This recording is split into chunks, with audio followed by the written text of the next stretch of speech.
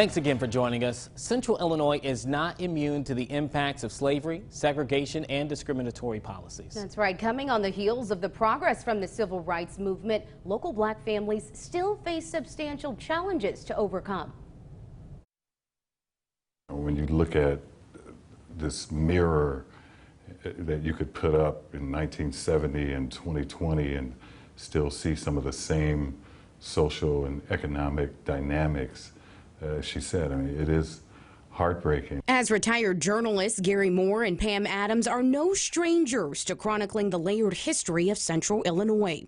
In order to justify what happened to black people, to Native Americans, there's so much that had to be denied. Adams raised on the south side of Peoria and a veteran reporter in the local newspaper industry. Moore working 33 years in local TV, serving as the longest running morning news anchor in Central Illinois broadcast history. The three of us discussing what race relations looked like in Central Illinois in the 1970s, only 50 years ago. You saw a push for black employment in many areas. You saw the school integration plan. You saw housing, efforts to integrate in housing. Coming on the heels of the civil rights movement, the fight for black Americans to be seen as equals was far from over. The tension comes from within because you look at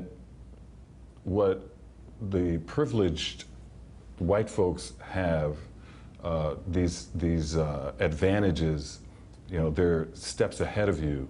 Legislative changes to integrate school systems and neighborhoods had a ripple effect. But at that time is also where you saw the growth of the suburbs around here, where white people were leaving, White flight. Yeah, white flight. The term referring to large populations of white people moving away from areas that have become increasingly more populated by minority groups. Peoria's South Side, a prime example. The once bustling corridor of businesses are also no more.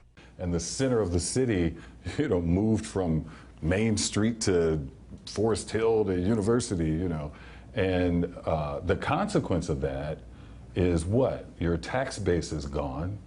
And so now you don't have as much money to have good schools, jobs, employment, etc.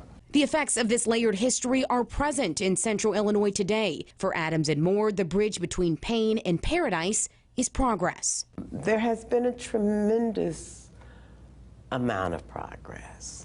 But that's what makes the issues more profound. Yeah, well, and that's what I was going to say is, but the cost, the struggle to get there has been rough. The two hoping that education and learning more comprehensive history will serve as the equalizers of advancement in America. What do we want to be? What's at our core? What is our character? What is, as John Lewis said, the soul of America?